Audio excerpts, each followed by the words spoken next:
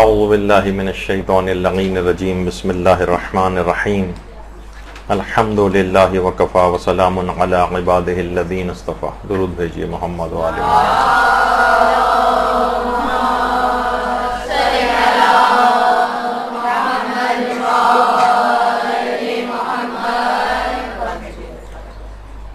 کہ کیا غم امام حسین میں خاک آلود ہونا جائز ہے؟ اس کو مثلا فارسی میں اس رسم کو جو ہے وہ گل مالیدن یا گل مالی کی جو ہے وہ رسم کہا جاتا ہے. تطین جو ہے عربی میں اس کو کہا جاتا ہے. اب دیکھیے اگر آپ دیکھیں تو ایران کے اندر اس رسم کو جس طرح سے انجام دیا جاتا ہے یہ پاکستان میں نہیں،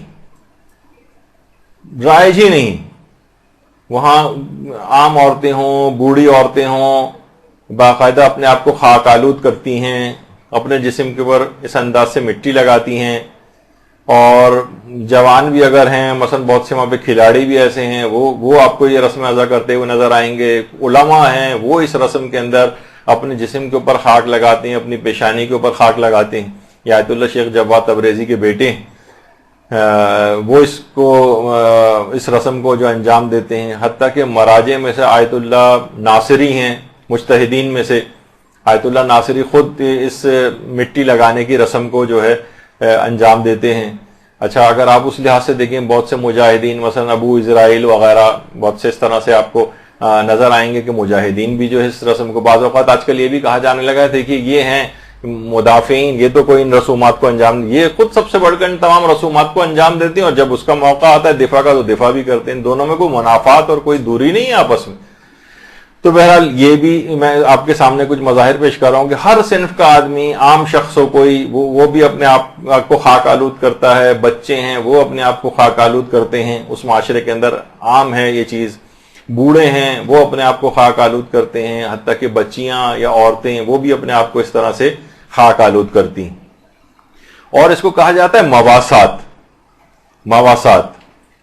مواسات کے معنی یہ ہے کہ ان کے وہ خاندان اہل بیت اس غبار آلودگی سے جو ہے وہ گزرا تھا، ان کے لاشوں کے اوپر اس طرح سے گرد جو ہے وہ جمی ہوئی تھی، وہ سفر کی صعوبتوں سے اور گزر کر غبار آلود ہو کر پہنچے تھے. تو ہم بھی اپنے آپ کو غبار آلود کریں گے.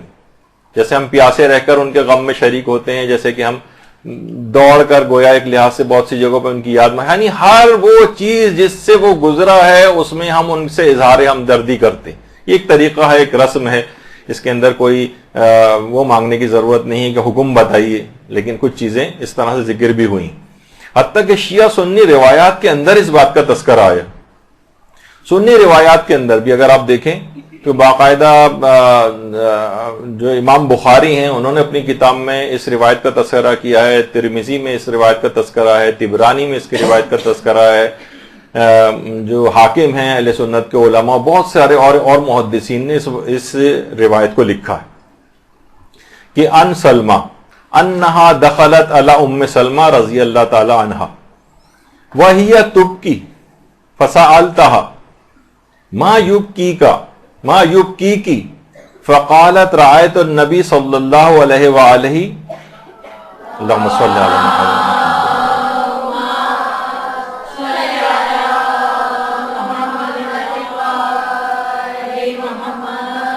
وعلی رأسہ ولیحتہ التراب قال شہدت قتل الحسین آنفا. تاریخ الکبیر بخاری جلد نمبر 3، ترمذی کی 5ویں جلد، معجم الکبیر جو ہے علامہ طبرانی کی اس کی 23ویں جلد. باقاعدہ دیکھیے روایت کے اندر کیا حضرت ام سلمہ روایت کرتی ہیں کہ مدینے میں دوپہر کا وقت تھا، میں نماز ظہر کے بعد آرام کر رہی تھی، یعنی کسی کو خبر نہیں تھی کہ کربلا میں کیا ہو رہا. فرماتی ہیں روایت کے جملے میں نے خواب میں دیکھا کہ حضرت نبی اکرم صلی اللہ علیہ وآلہ وسلم تشریف لائے.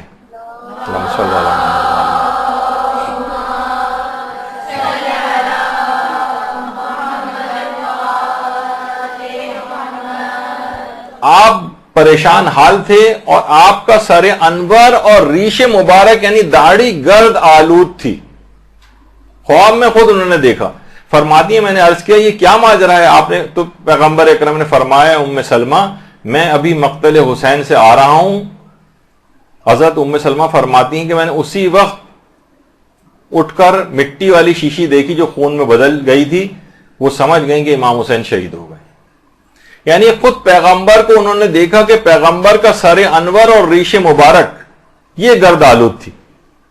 باقاعدہ دیکھیے روایت کے جملے کہ رایت النبی صلی اللہ علیہ وآلہ وعلی راسہ ولیحتہ التراب، یعنی ان کے سر، پیغمبر اسلام کے سر اور ان کی داڑھی گرد آلود تھی. جب پیغمبر عاشورے کے روز گرد یعنی غبار آلود تھے، خاک آلود تھے، تو ان کی یاد میں، پیغمبر کی اس یاد میں ان کی اور اچھا یہ بھی دیکھیں آپ کہ جو روایت کے جملے بھی ہیں کہ من رانی فقد رانی فإن الشیطان لا يتمثل بصورت، یعنی جس نے مجھے دیکھا واقعی اس نے مجھے کو دیکھا. پیغمبر کی روایتوں کے اندر بھی یہ چیز آئی ہے، کیونکہ شیطان کبھی میری شکل نہیں بنا سکتا. تو ام سلمہ کے جو روئے صادقہ تھا، سچا خواب تھا، اس کے اندر پیغمبر اسلام کی یہ والی حالت انہوں نے دیکھی تھی. اور باقاعدہ یہی والی روایت جو ہے وہ بہار کے اندر بھی آئی، یعنی اہل سنت کے ہاں بھی روایت ہے اور ہمارے ہاں بھی یہ روایت ہے کہ آپ کو باقاعدہ غبار آلود دیکھا گیا. یعنی پیغمبر اسلام روز عاشورہ غبار آلود تھے، خاک آلود تھے، سر اور ریش مبارک جو تھی ان کی خاک آلود تھی. اس بنا پر اگر مواسات کے عنوان سے ہم اگر آپ خود کو خاک آلود کر دیں، اور یہ جو رسم ازا ایران کے اندر باقاعدہ لوگ اس طرح سے خاک آلود ہوتے ہیں، اپنے آپ کو مٹی لگاتے ہیں، اپنے آپ کو تھوڑی سی گیلی کر کے مٹی جو ذرا جس کو آپ اچھا لفظ نہیں ہوتا کیچڑ نما یا اس طرح سے یہ کرتے ہیں اگر اپنے اوپر، تو اس کے اندر ابھی آپ دیکھیں گے علماء کے فتوے بھی اس سلسلے میں کیا ہے. تو یہ اس کا ایک عنوان ہوتا ہے. اسی طریقے سے جو ابن عباس کی جو ایک روایت بھی ہے، جو کتاب تہذیب التہذیب جو علامہ ابن حجر عسقلانی کی کتاب ہے، اس کی دوسری جلد کے اندر باقاعدہ ابن عباس کی یہ روایت موجود ہے کہ اس کا ترجمہ یہی ہے کہ ابن عباس فرماتے کہ میں نے رسول اکرم کو خواب میں دیکھا کہ آپ غبار آلود ہیں. یہی والا خواب ابن عباس نے بھی دیکھا، اور عجیب کیفیت ہے، اور ہاتھ میں ان کے شیشی ہے اور شیشی کے اندر خون ہے. میں نے کہا کہ یا رسول اللہ یہ خون کیسا ہے؟ تو آپ نے فرمایا حسین علیہ السلام اور ان کے اصحاب کا خون ہے. تو یہ بھی سچا خواب اس اعتبار سے حضرت ابن عباس نے دیکھا، جو علماء اہل سنت تک نے اپنی کتابوں کے اندر لکھا.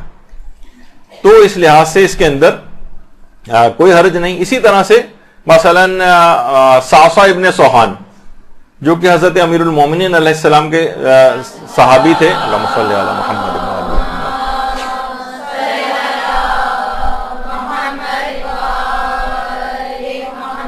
اور بحرین میں باقاعدہ ایک مسجد ان کے نام سے منسوب ہے اور ایک قبر ان کے نام سے منسوب ہے، اور یہ امیر المومنین کے خاص اصحاب میں شامل تھے، اور رسول اللہ کے بھی صحابیوں میں ان کا شمار ہوتا ہے. البتہ کم سن تھے اس زمانے میں، اور رسول سے براہ راست ملاقات کی تو کوئی روایت موجود نہیں، لیکن رسول کے زمانے میں تھے، قطیف میں پیدا ہوئے تھے صعصع ابن سوحان، اور اتنے بہترین خطیب اور مقرر تھے کہ حتیٰ کہ یہ فن ان کی اولادوں کے اندر بھی منتقل ہوا تھا. حضرت صعصع ابن سوحان کی اولادیں بھی انتہائی فصیح و بلیغ خطابت کیا کرتی تھیں.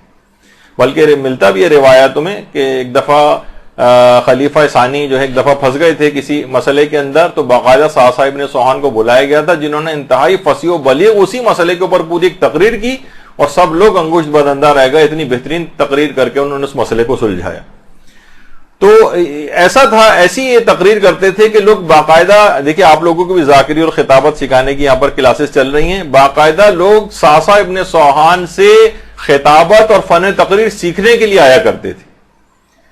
اور بہت سی کچھ روایت میں تو یہ بات بھی آئی ہے کہ آئمہ بعض اوقات فرمائش کرتے تھے صعصع سے کہ تم کچھ خطاب کرو، ہم سننا چاہتے ہیں. اتنی کوئی ہوتا ہے نا کہ بچہ کوئی اچھی ظاہر ہے آئمہ کے سامنے تقریر کرنا کتنا ایک مشکل ترین امر ہوگا ان کے لیے، لیکن آئمہ کی فرمائش کے اوپر صعصع تقریر کیا کرتے تھے.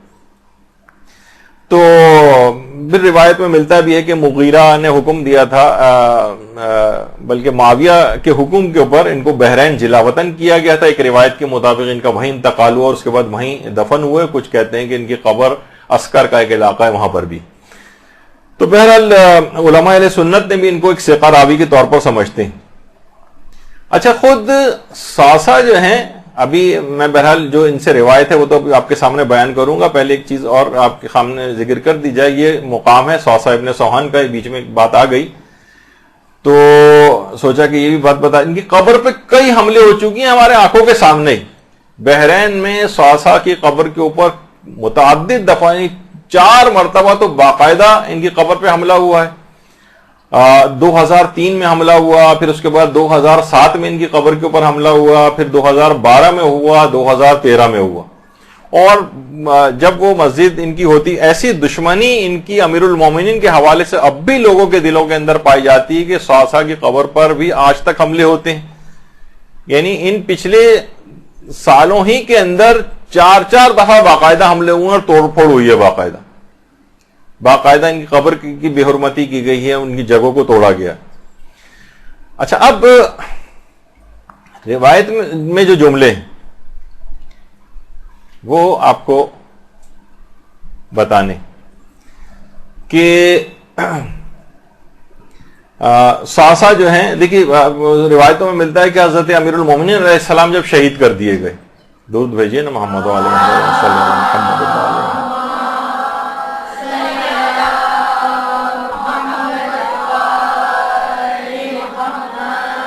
تو تدفین اور تشییع جنازہ کے لیے جسم اطہر امیر المومنین کو کوفے سے نجف منتقل کیا گیا. کوفے سے نجف. اب صعصع جو ہیں تدفین کے بعد جب قبر امیر المومنین پہ آئیں تو جملے ہیں وقف صعصة علی القبر واخذ کفا من التراب. صعصع امیر المومنین کی قبر پر آئے اور ایک مٹھی خاک اٹھائی اور اپنے سر کے اوپر ڈالی اور فقالا, اور کہا بے ابی انت و امی یا امیر المومنین علیہ السلام, اور پھر اس کے بعد پورا خطاب کیا وہاں پر. اور اس خطاب کو کرنے کے بعد پھوٹ پھوٹ کر صعصع ابن سوحان رونے لگے. تو خود صعصع کا غم کی شدت کے اندر پوری مٹی کو اٹھانا ہاتھ میں اور اپنے سر کے اوپر ڈالنا, یعنی خود کو خاک آلود کرنا, یہ خود امیر المومنین کے ظاہر تدفین کا موقع ہے. اس وقت دیگر معصومین بھی موجود تھے, تو بہرحال ایک لحاظ سے اس کی مشروعیت بھی ثابت ہو جاتی ہے اگر کوئی شخص خود کو خاک آلود کرتا ہے, کیونکہ کسی شخص کا کوئی عمل کرنا اور امام کا اس کو نہ روکنا خود اس بات کی دلیل ہے کہ وہ کام جائز ہے. تو اس کے اوپر بھی آج کل اعتراضات, آپ فتاوے بھی اگر اٹھا کر دیکھیں تو لوگ سوال اس طرح سے کرتے ہیں, کیا یہ توہین نہیں ہے کہ انسان اس طرح سے اپنے آپ کو مٹی لگا رہا ہے, غیر لوگ دیکھیے کیا کہیں گے کہ یہ جناب یہ کیا کر رہا ہے, یہ کس طرح سے اپنے آپ کو وہاں مذہب کی توہین ہو رہی ہے اس کے اندر, اور جو ہے وہ یعنی لوگ اس طرح سے خود سے ایک اپنی تشخیص موضوع کو لوگوں کے اوپر جو ہے وہ کرتے ہیں اور ان کو مجبور کرتے ہیں کہ انہی کی بات اس سلسلے میں مانی جائے, جبکہ اس کے مظاہر حزن و غم کے اس انداز سے جو ہے وہ نظر آتے ہیں. تو اچھا, اسی طرح سے باقاعدہ لحوف جو ابن طاؤس کا جو مقتل ہے اس کے اندر خاص طور پر یہ بات کی لکھی ہے کہ جب حضرت زینب سلام اللہ علیہ نے اہل کوفہ سے خطاب کیا,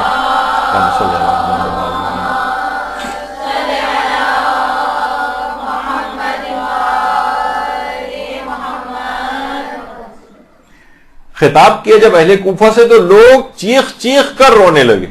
یعنی اس کے جملے روایتی, عورتوں نے اپنے بال نوچ لی اور زمین سے خاک اٹھا کر اپنے سروں پر ڈالنے لگے, چہرے پر خراشیں ڈالیں, گالوں کو پیٹا وغیرہ وغیرہ, جو اس طرح سے روایت کے اندر. یعنی زمین سے غم و حزن کی کیفیت میں زمین سے خاک اٹھا کر اپنے اوپر ڈال لینا.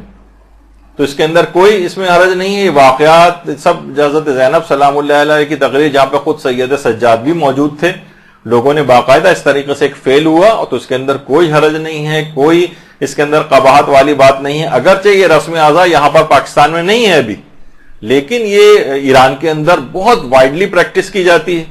علماء اور مراجع بھی, میں آپ کے سامنے کچھ اور تصاویر بھی آپ کو دکھاؤں گا کہ خود مراجع عظام تک اس رسم کے اندر جو ہے وہ حصہ لیتے ہیں. تو یہ بالکل جائز ہے.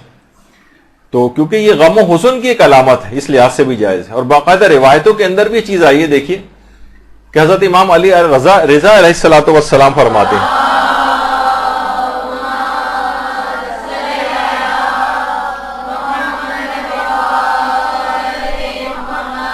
کہ جو شخص بھی امام حسین کی زیارت کرتا ہے گویا وہ ایک حج اور ایک عمرہ بجا لایا ہے۔ راوی کہتے ہیں میں نے عرض کیا کہ کیا اس سے حج واجب ساقط ہو جائے گا؟ امام نے فرمایا نہیں، اس سے مراد ہے کہ یہ زیارت ضعیف لوگوں کا حج شمار ہوگی تاکہ وہ قوت حاصل کریں اور خانہ کعبہ کا حج بجا لائیں۔ کیا تمہیں علم نہیں ہے کہ 70,000 فرشتے ہر روز بیت اللہ خانہ کعبہ کا طواف کرتے ہیں، یہاں تک کہ رات چھا جاتی ہے، اور جب رات ہو جاتی ہے تو فرشتے آسمانوں کی طرف پرواز کر جاتے ہیں اور دوسرے فرشتے نازل ہوتے ہیں اور صبح تک وہ بیت اللہ کا طواف کرتے ہیں، لیکن امام حسین کے نزدیک بیت اللہ سے زیادہ عزیز تر ہیں۔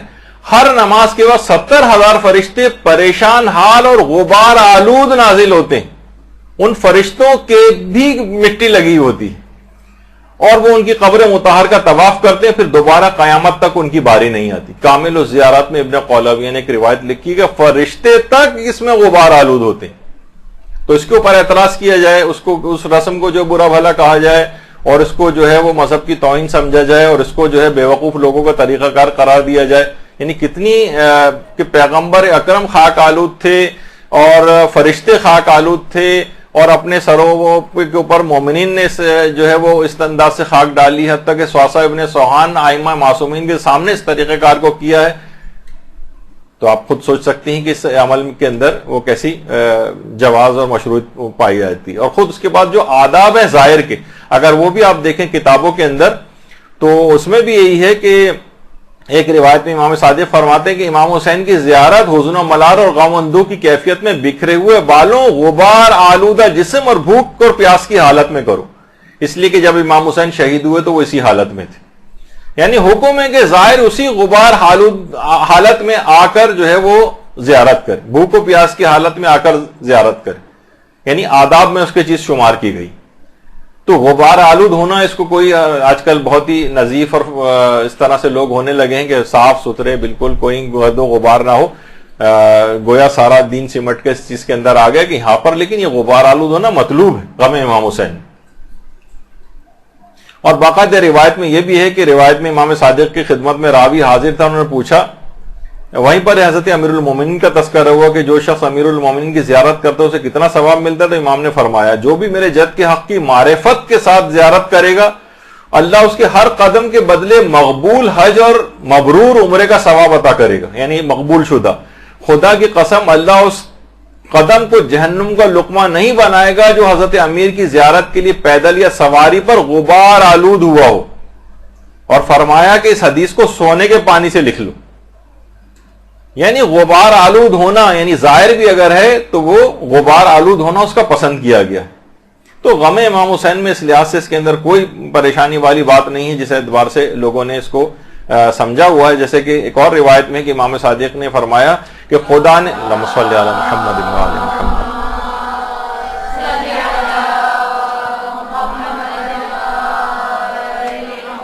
کہ میں نے امام صادق کو فرماتے سنا کہ خدا نے امام حسین کی قبر پر 4000 فرشتوں کی ذمہ داری لگائی ہے تاکہ قبر پر قیامت تک امام حسین پر گریہ کرتے رہیں۔ ان فرشتوں کے بال پریشان اور غبار آلود ہیں۔ اچھا، جو بھی حضرت کے حق کو پہچانتے ہوئے، روایت کا جملہ ہے، ان کی زیارت کرے گا، یہ فرشتے وطن واپس آ جانے تک اس کے ساتھ ساتھ چلیں گے۔ بیمار ہوگا تو صبح و شام اس کی عیادت کریں گے، مرے گا تو اس کے جنازے میں شریک ہوں گے، اور قیامت تک اس کے لیے استغفار کرتے رہیں گے۔ ثواب الاعمال میں شیخ صدوق نے اس روایت کو لکھا ہے، ان فرشتوں کے بال پریشان اور غبار آلود ہیں۔ آپ کوئی کہیں کہ جناب واقعہ تو کربلا ہو چکا، اس زمانے کی بات تھی، بہت سے لوگ کہتے ہیں اس زمانے کی حد تک بات صحیح تھی لیکن اب تو ہو چکا، یہ فرشتے اب تک غبار آلود کیوں ہوتے ہیں؟ یہ اب ان تمام روایات کا بھی پھر یہ معترضین جو ہے وہ جواب دیں۔ اچھا، اسی طرح سے اگر آپ زیارت ناحیہ بھی اگر پڑھیں تو اس کے اندر جملے بھی ہیں کہ السلام علی الشیب الخضیب، اس ریش اقدس پر سلام جو خون سے سرخ تھی، السلام علی الخد الطریب، اس رخسار پر سلام جو خاک آلود تھا۔ کیونکہ امام حسین کا رخسار خاک آلود تھا، اس لحاظ سے اس مباحثات کے عنوان سے ہم اپنے آپ کو خاک آلود کرتے ہیں۔ تو یہ روایات اس طرح سے ہیں، اور وہ جیسے کہ ابھی آپ نے ابھی سنا روایت کے اندر بھی جملہ تھے کہ امام صادق نے فرمایا کہ امام کی زیارت حزن و ملال غم اندوہ کی کیفیت میں بکھرے ہوئے بالوں اور غبار آلود جسم اور بھوک پیاس کی حالت میں کرو کہ امام حسین اسی حالت میں شہید ہوئے تھے. تو اس کے اندر بھی اگر آپ دیکھیں تو یہ چیزیں ملتی ہیں روایات میں. تو لہٰذا دیکھیے اب اگر کوئی لوگ ہیں ایران میں باقاعدہ پورے کا پورا مجمع اس انداز سے اپنے آپ کو خاک آلود کر کے, یہ رسم ازا وہاں پر رائج ہے, اب بتائیے وہ پھر آفاقیت کہاں گئی؟ ان سب کو بھی منع کر دینا چاہیے تھا جو مجتہدین ایران ہے کہ بھئی یہ رسم نہ پاکستان میں ہوتی ہے نہ انڈیا میں کسی جگہ پر ہوتی ہے, اور رسم کو وہ ہونا چاہیے اور باقاعدہ جو ہے نا حکم آنا چاہیے کسی واضح حدیث کے اندر. ٹھیک ہے ان روایات کے اندر یہ چیزیں تو مل رہی ہیں لیکن واضح الگ سے حکم کے تمام عزاداروں کو ایک کام انجام دینا چاہیے, ایسا کوئی حکم دکھایا جائے تو ایسا بھی کوئی حکم اس لحاظ سے موجود نہیں ہے. لیکن بہرحال یہ اس مواسات کے عنوان سے اپنے آپ کو خاک آلود کرتے ہیں. حتیٰ کہ علماء جیسے کہ میں نے ابھی مثال دی تھی آیت اللہ ناصری, وہ جو ہے اپنے آپ کو وہ خاک آلود کرتے ہیں. اور اسی طرح سے آیت اللہ سید محمد صادق روحانی مرجع تقلید ہیں لیکن اپنے دیکھا کہ پیشانی کے اوپر انہوں نے اس انداز سے ایک علامتی طور پر اپنے آپ کو خاک آلود کیا ہوا. ایک سمبولزم ہے, ایک اظہار حزن اور ملال کا ایک طریقہ ہے, ایک رسم ہے وہاں پر, اس میں خود مراجع بھی جس کو انجام دیتے ہیں پیشانی پر. آیت اللہ سید محمد تقی طباطبائی قومی یعنی خود مرجع تقلید اتنے بڑے مراجع میں شمار اپنے پورے امامے کے اوپر جو اس طرح سے مٹی لگائی ہوتی تھی, اپنے پورے جسم اور لباس کے اوپر اس طرح سے مٹی لگائی ہوتی تھی روز عاشورہ. تو علماء کا ایک طریقہ ہے. باقاعدہ کچھ روایت جو حکایتیں ہیں اور واقعات علماء اس میں کہ آیت اللہ ابو الحسن اصفہانی بھی اپنے امامے کے اوپر اس انداز سے مٹی لگا کر اور روز عاشورہ مجالس کے اندر آیا کرتے تھے, روز عاشورہ. اسی طریقے سے مثلا آیت اللہ مہدی امامی, آیت اللہ مہدی امامی باقاعدہ ان کی آپ تصویریں دیکھیں اپنے امامے پر, اپنے چہرے کے اوپر, اپنی داڑھی کے اوپر اس طرح سے باقاعدہ اس کو خاک آلود کر کے. یہ رسم اعظم وہی میں نے کہا کہ یہاں پر نہیں ہے لیکن ایران کے اندر اس انداز سے منائی جاتی ہے.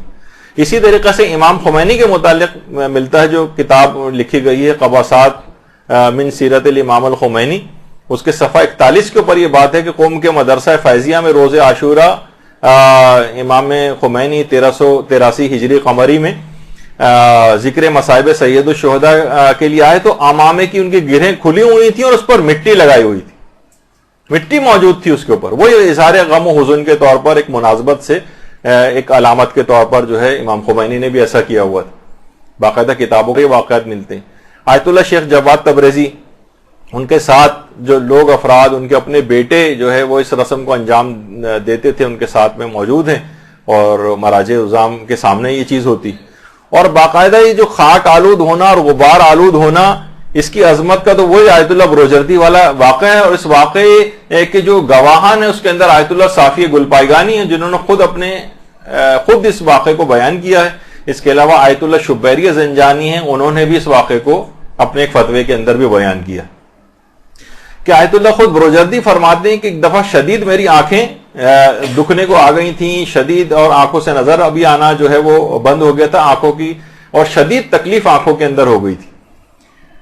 تو بڑا پریشان تھا, تمام علاج کر کے دیکھ لیے تھے آیت اللہ بروجردی نے لیکن افاقہ نہیں ہو رہا تھا. تو کہہ رہے ہیں ایک جماعت تھی عزاداروں کی, وہ آتی تھی اور وہ بہت ہی شدت کے ساتھ عزاداری کرتے تھے اور پا برہنہ عزاداری کرتے تھے اور غبار آلود خاک آلود حالت کے اندر آتے تھے. ان کے گھر جو ہے وہ پورا دستہ جو ان عزاداروں کا جو ہے آیا تو آیت اللہ حسین بروجردی نے باقاعدہ ایک عزادار کا جو پاؤں خاک آلود تھا اس کی خاک اٹھا کر اپنی ان بیمار آنکھوں کے اوپر لگائی اور فرماتے ہیں کہ بطور تبرک جب میں نے اپنی آنکھوں پر اس خاک کو لگایا تو وہ دن ہے اور اس کے بعد آج تک کا دن ہے. فرماتے ہیں ایسی شفا یابی مجھے نصیب ہوئی ہے کہ پھر اس کے بعد علماء بھی فرماتے ہیں کہ مرتے دم تک آیت اللہ بروجردی کو کبھی چشمہ لگانے کی بھی ضرورت پیش نہیں آئی. اتنی عمر کے 90 کی عمر کے اندر جو ہے وہ انتقال کیا ہے آیت اللہ بروجردی نے, 90 سال سے زائد عمر میں, اور چشمہ تک لگانے کی نوبت جو ہے ان کو نہیں آتی تھی. تو خاک آلود ہونا، اس خاک آلود اس کے قدموں کی خاک کو اٹھا کر آیت اللہ بروجردی نے اپنی آنکھوں کے اوپر لگائے. بہت سے لوگ اس پہ بھی واقع پہ شکوک و شبہات کا اظہار کرتے ہیں. وہ چاہیے کہ انہیں آیت اللہ صافی گلپائگانی کے فتاوے دیکھ لیں اور آیت اللہ شبیری زنجانی کے فتاوے اٹھا کے دیکھ لیں، جنہوں نے باقاعدہ اس کو الگ سے تذکرہ کیا. اور اس سے پہلے بھی جو میں نے کچھ علماء کے حوالے دیے تھے شروع میں جہاں مراسم اعضاء کی تاکید آ رہی تھی، تو اس میں بھی اس کا ذکر آیا تھا. بہت مشہور واقعہ ہے. تو بہرحال آپ دیکھیں کہ یعنی اتنی بینائی ان کی. باقاعدہ آیت اللہ شبیری زنجانی سے بھی یہی والا فتویٰ پوچھا گیا کہ بعض عزادار روز عاشورہ لباس پر مٹی لگاتے ہیں، ننگے پاؤں وغیرہ چلتے ہیں. تو انہوں نے فرمایا کہ مانے ندارت بلکہ از مصادیق تعظیم شاعر مستحب است. یعنی نہ صرف یہ کہ یہ اس میں کوئی حرج نہیں ہے، بلکہ تعظیم شاعر میں شمار ہو کر یہ مستحب بھی ہے یہ والا عمل انجام دینا، جس پہ آج لوگ اعتراض کر رہے ہیں. اور آیت اللہ شبیری زنجانی کی اپنی جو آفیشیل سائٹ ہے اس کے اوپر بھی یہ والا فتویٰ آپ کو مل جائے گا کہ مستحب تک قرار دیا ہے اس کو. اور باقاعدہ آیت اللہ شبیری زنجانی سے ایک سوال یہ بھی پوچھا گیا کہ خرم آباد کے کچھ لوگ ہیں خود کے اوپر مٹی لگاتے ہیں، قوم کے بعض لوگ بھی جسم اور لباس کو اس طرح سے مٹی سے آلودہ کرتے ہیں، تو یہ توہین عزاداری نہیں؟ آیت اللہ شبیری زنجانی جواب دیا نہیں، یہ کیسے توہین ہو گئی. یعنی حیرانگی کا اظہار کر رہے ہیں. فرما رہے ہیں کہ این روش مورد تائید فقہاء اعظام و علماء سلف بوداست. یہ جو روش ہے یہ تو فقہاء اعظام نے اس کی تعریف کی ہے، اور علماء سلف جو ہمارے گزر چکے ہیں انہوں نے اس کی تائید کی. اور کہا کہ سنا ہے ہم نے، یعنی بیان کرتے ہیں کہ آیت اللہ بروجردی جب درد چشم میں مبتلا ہوئے تھے تو ایک سال جب لوگ عزادار ان کے گھر آئے تھے اور عزاداروں سے انہوں نے مٹی کو لے کر اپنی آنکھوں میں لگایا تھا تو ان کی تکلیف رفع ہو گئی تھی، اور 90 سال کی عمر تک زندہ رہے. اور اس میں تمام مطالعہ اور تحقیق کا کام جو ہے وہ آخری عمر تک اس طرح سے انجام دیا کہ ایک اینک کی بھی کبھی ضرورت نہ پڑی. یہ آیت اللہ شبیری زنجانی نے باقاعدہ ایک فتوے کے ضمن میں اس کے اندر بیان بھی کیا ہے یہ واقعہ. تو بہرحال اسی لحاظ سے آیت اللہ خامنہئی سے بھی پوچھا کہ آپ جائیے ان کے مراسم عزاداری اور جہاں استفتاءات کے جوابات ہیں وہاں پر یہی مالیدین گل کا جو مسئلہ ہے، مٹی لگانے کا مسئلہ، وہاں آپ پڑھ لیجئے کہ سر و صورت پر ایام عزاداری میں مٹی لگانا کیسا ہے. فرماتے ہیں معمول کے طریقے پر اور عرف میں اگر مظاہر غم و حزن میں شمار ہوتا ہے تو کوئی اشکال نہیں، بالکل جائز ہے. تو اب اصل میں یہی ہے کہ علماء اور مراجع کے فتاوے سے واقفیت نہیں ہے، خود سے کوئی دماغ بنا لیا ہے اور اس دماغ کے مطابق ان مراسم کے اوپر اعتراض کر رہے ہیں. نہ اس کی متعلق کوئی معلومات حاصل کرتے ہیں، نہ مراجع کے فتاوے دیکھتے ہیں، نہ اس کی کوئی جو اس کے دلائل یا چیزیں جو ہیں علماء نے بیان کی ہیں، نہ اس کی طرف نگاہ ہوتی ہے، اور بس صرف زبان اعتراض دراز ہو جاتی ہے ہمارے. ہاں اتنا ضرور ہے کہ آیت اللہ خامنہئی نے اپنے فتاوے میں بات کہی، اس قدر نہ ہو کہ وہ انگشت نمائی کا سبب بن جائے یا موجب وہن مذہب بن جائے. مثلا بہت سی جگہوں پہ دیکھیے عوام ہے نا، اب عوام اپنے آپ کو اس حد تک وہ لگا رہی ہے اپنے اوپر کہ یہ پھر ایک غم و حزن کی کیفیت سے بعض اوقات یہ چیز باہر نکل جاتی ہے. اب عوام میں یہ ہے کہ ان کو افراط و تفرید سے روکا جائے. بعض اوقات یہ ہوتا ہے نا کہ اتنا زیادہ اپنے جسم کو کیچڑ لگا لی اور اپنے آپ کو وہ کر لیا غلطیدن جس کو کہا جاتا ہے، فتووں کے اندر بھی ہے کہ اپنے آپ کو بالکل اس کے اندر کر لیا. تو اب یہ ہو جائے گا کہ لوگ اس کے اوپر اعتراض کرنے لگیں گے کہ نہیں اتنی زیادہ نہیں، بس ایک حد تک اپنے آپ کو خاک آلود کرنا ہے، لیکن اس طرح سے کر لینا. لیکن عوام ہے وہ تو ظاہر ہے کہ افراط و تفرید کا شکار ہوتی، تو ان کو لمٹ کیا جائے گا، نہ کہ رسم اعضاء کی مخالفت کی جائے گی. ہمارا یہ ہوتا ہے کہ فوراً ٹارگٹ رسم اعضاء کو کرتے ہیں، حالانکہ اس چیز کو روکنا چاہیے کہ بھائی یہ اس سے زیادہ اس کو نہ کیا جائے. تو یہی والا سوال آیت اللہ روحانی سے بھی پوچھا گیا. آیت اللہ روحانی سے بھی پوچھا گیا تو انہوں نے کہا کہ نہیں، اگر آپ ان کا دیکھیں کہ بہت سے لوگ سوال پوچھا گیا کہ تمام بدن کو عنوان عزاداری سے اس طرح سے غلطیدن یعنی در گل و گل مالی کردن، یعنی پورے بدن پر اس طرح سے لگاتے ہیں جیسے آپ نے تصویر میں دیکھا. تو انہوں نے جواب دیا غلطیدن در گل کار صحیح نیست، اما مختصری با عنوان عزاداری با پیشانی زدن مطلوب است. اتنی مختصر سی بھی ہو تو کافی ہے، جیسے کہ خود انہوں نے کہا کہ پیشانی پہ تھوڑی سی اگر لگا لی جائے تو اس کے اندر کوئی حرج نہیں، کہ بنسبت اس کی کہ آپ پورے خود ہی گیلی مٹی اور وہ اس کو پورا غلطاں ہو جائیں اس کے اندر. اچھا، اسی طرح سے آیت اللہ ہاشمی آیت اللہ صادق روحانی کا تو یہ خیر ابھی یہی جواب انہوں نے دیا ہے کہ مظاہر حسن و غم میں ہو تو جائز ہے. اس کے بعد آیت اللہ سید محمد شاہرودی فرماتے ہیں انہوں نے بھی چہرہ اور جسم پر مکمل لگانے کو شاعر حسینیہ میں سے بھی قرار دیا ہے اور اسے اظہار غم و حزن کا ذریعہ بنایا ہے. اور شاعر حسینیہ میں اس کو سمجھا جاتا ہے. اچھا، اسی طرح سے آیت اللہ شمس الدین وائزی انہوں نے بھی کہا اس میں کوئی حرج نہیں اور اس کے حرام ہونے کی کوئی دلیل نہیں. اور آیت اللہ وحید خراسانی نے بھی اس کو شاعر میں سے قرار دیا ہے. آیت اللہ حافظ بشیر حسین نجفی نے تو باقاعدہ راہجے بھی قرار دیا ہے. اور آیت اللہ شیخ جواد تبریزی تو ان تمام مراسم عزا کے بہت زیادہ حامی تھے. اور بہت سے علماء جیسے آقا جمیل حمود عاملی انہوں نے بھی اظہار جزا اور اظہار حزن کے تحت اس کو مستحب شرعی تک قرار دیا ہے. اور آیت اللہ تقی مدرسی نے بھی کہا ہے فرمائش میں کوئی حرج نہیں کیونکہ یہ اظہار غم و حزن کی ایک علامت ہے. تو آپ نے دیکھا کہ بہرحال جو ایک میں نے دو مثالیں آپ کے سامنے اس ضمن کے اندر پیش کی ہیں اور جو اور علاقوں کے اندر جو جس اعتبار سے مراسم عزا پائی جاتی ہیں ضروری نہیں ہے کہ غم امام مظلوم میں یا کسی خاص علاقے اور اس کے اندر جو ہے مثلا ہم کہیں گے ایران عراق میں ہوتی ہے تو یہاں پر ہونی چاہیے، وہاں نہیں ہوتی تو یہاں پہ بھی نہیں ہونی چاہیے. ہر علاقے کی اپنی رسومات ہیں. جیسے آ کے آپ نے دیکھا کہ یہ رسم یہاں پر نہیں، ہر والے کی رسم یہاں پر نہیں. اس طرح ایران کی اور اگر میں چھوٹی چھوٹی مثالیں دوں تو پتہ نہیں کتنے درس ہو جائیں کہ کس علاقے کے اندر کون سی رسم عزا ہے جو اور علاقوں کے اندر نہیں پائی جاتی. تو ہر شخص اپنے علاقے اپنے عرف کے مطابق مراسم عزا کو اس شرط کے ساتھ انجام دے کہ وہ اظہار رنج و غم کی علامت سمجھی جائے. لوگ کہیں کہ ہاں یہ عزاداری ہو رہی ہے. اور دوسرا اس کے اندر کسی حرام کی کوئی آمیزش نہیں ہونی چاہیے. اگر آمیزش ہو رہی ہے تو اس حرام کو نکالا جائے گا لیکن رسم عزا کو ختم نہیں کیا جائے گا. لیکن اگر وہ رسم عزا کے ساتھ ایسی نتھی ہو گئی ہے وہ حرام کہ اس کے بغیر ممکن نہیں ہے اس کو ختم کرنا تو پھر ظاہر ہے کہ وہ اس رسم کو بھی کہ جس کے اندر صریح حرام ہو رہا اس کو روکا جائے گا. تو بہرحال یہ کہ آپ کے سامنے اگرچہ مجھے آج ایک چیز اور بھی بیان کرنا تھی لیکن وہ خود ہی تقریباً پونا گھنٹہ شاید اس کے اندر اور لگ جاتا تو میں نے یہ ڈسکس کر لیا تھا کہ آج شاید اتنا موقع نہ ملے.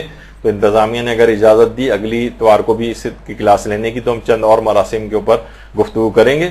وصلی اللہ علی محمد وآلہ الطیبین الطاہرین.